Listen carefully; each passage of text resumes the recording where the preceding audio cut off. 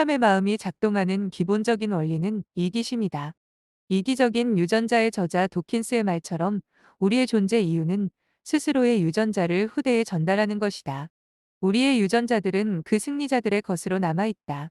어찌됐건 우리의 선대조상 중 후대에 유전자를 남기지 못하고 죽은 사람은 단 한 명도 존재하지 않는다. 어떻게 해서든 유전자를 남겼기 때문에 승리자들의 유전자는 이렇게 우리 몸속에 남아있다. 우리의 생존 본능에는 이런 기본 원리가 작동한다. 가장 중요하게 생각하는 것은 후대의 유전자가 보존될 수 있도록 하는 것이며 제1의 원칙은 자신을 방어하고 제2의 원칙은 자녀를 방어하는 것이다. 제1의 원칙과 제2의 원칙의 순서가 존재하는지를 따지기 전에 어쨌건 중요한 것은 자신의 유전자가 후대에 남을 수 있도록 하는 것이 우리 존재의 최우선이다. 이타적인 마음을 갖는다는 것은 우리 유전적 특성상 존재할 수 없다. 동등한 상황에서 전혀 모르는 사람과 자신 중 한 명만 살아야 할 경우에 대부분의 사람은 자신이 생존하는 선택을 한다. 물론 타인이 생존하는 선택을 하는 이타적인 사람도 존재한다. 그들이 존재하지 않는다는 것은 아니다.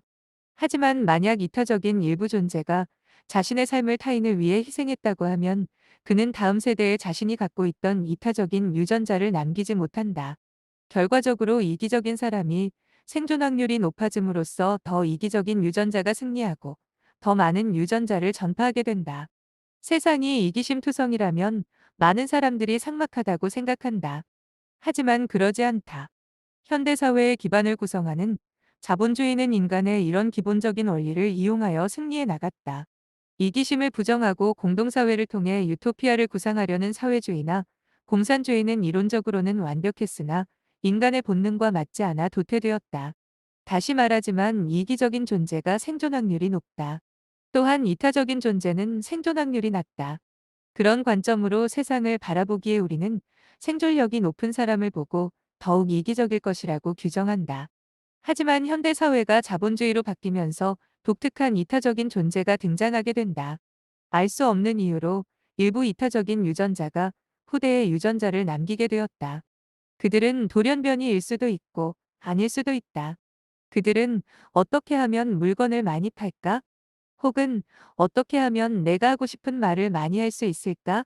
라는 고민을 하지 않는다.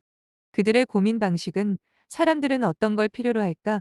사람들은 어떤 이야기를 듣고 싶어 하는가이다. 이렇게 이타적인 마인드세트를 가진 이들은 이기적인 다수로부터 선택받는다. 손해를 보지 않기 위해 누군가의 이익을 갈취하려는 다수는 자신이 이득을 볼 수 있는 상황을 놓치지 않는다. 내가 사고 싶은 걸 내어 놓는 사람이나 내가 듣고 싶은 말을 하는 사람에게 어김없이 자신의 것을 기쁜 마음으로 내어놓는다. 부자가 되고 싶다거나 물건을 많이 팔고 싶다는 마음을 가진다면 스티브 잡스는 존재하지 않았을 것이다. 사람들은 다른 누군가의 이기심을 경계한다. 이익의 제로섬에서 이익을 얻어내기 위해선 누군가는 손해를 봐야 한다. 따라서 자신이 이익을 얻지 못한다고 하더라도 타인의 이익을 끝없이 경계한다. 조금 성공한 연예인이나 유명인들에게 달리는 악플은 이런 이기심의 발동이다. 성공이라는 제로섬 게임에서 자신이 갖고 있지 못한 것을 상대가 갖고 있을 때 철저하게 경계하려는 이런 본능은 아마 인류가 존재하는 한 사라지지 않을 것이다. 이를 철저하게 관리하면서 끝까지 가는 것은 가능하지만 말이다. 우리는 공짜를 좋아한다. 공짜를 제공하는 누군가가 어떤 손해를 보는지에 대해 자신과 같은 마음으로 동감하는 이는 아무도 없다. 일단 공짜로 그것을 가지고 가며 뒤로 그것을 제공하는 이들의 바보 같음을 비웃는다. 하지만 이를 이용하는 제공자 입장에서는 그로 인해 더 많은 대중을 상대할 수 있다는 장점을 얻게 된다. 이처럼 누구도 손해보려 하지 않는 세상에서 기꺼이 손해를 감수하는 것처럼 보이는 누군가를 사람들은 하이에나처럼 놓치지 않고 덤벼든다. 그리고 뜯어갈 수 있는 것들은 최대한 뜯어간다. 여기에는 어떠한 자비도 존재하지 않는다. 하지만 여기서 정적 승리하는 쪽은 아이러니하게도 이타적인 마음으로 뜯기는 사람들이다. 완전한 이타심이 아닌 적절한 이타심을 이용한 이기심을 갖고 있는 돌연변이는 다수로부터 꽤 합리적인 보상을 받는다. 여기서 포인트는 다수를 상대할 수 있을 정도의 이타심을 갖고 스스로 무너지지 않을 이기적 본능을 갖는 것이 중요하다.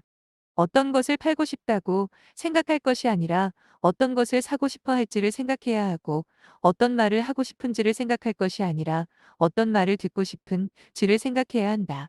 누구도 주인이 떠나버리고자 하는 것을 소유하고자 하는 사람은 없다. 만약 누군가가 어떤 것에 대해 빨리 소비하고자 하는 분위기를 띈다면, 이를 눈치챈 하이에나들은 반드시 그를 경계하고 본인의 이익을 위해 호주머니와 관심을 걷어들일 것이다. 요리사라면 빨리 음식을 만들어 소모시킬 생각이 아니라 어떻게 하면 값싸고 맛있는 음식을 만들 수 있을지를 고민하고, 사업가라면 어떻게 하면 이 물품을 구매한 사람들이 더 많은 효율을 얻고 이익을 볼지 고민하며, 연예인이라면 어떻게 하면 이 노래를 빨리 팔아치워 소모시킬지가 아니라 이 노래로 많은 사람들에게 공감을 줄 수 있는지 고민해야 한다. 이처럼 이타적인 마음으로 대중을 상대하는 것이 착한 사람들이 성공하는 법칙이다. 자본주의가 생겨나기 전 우리의 경쟁자인 다수의 착한 유전자는 이미 사라졌다. 우리가 착한 돌연변이 유전자라면 반드시 이 자본주의 세상에서 적절한 승리를 얻을 수 있을 것이다.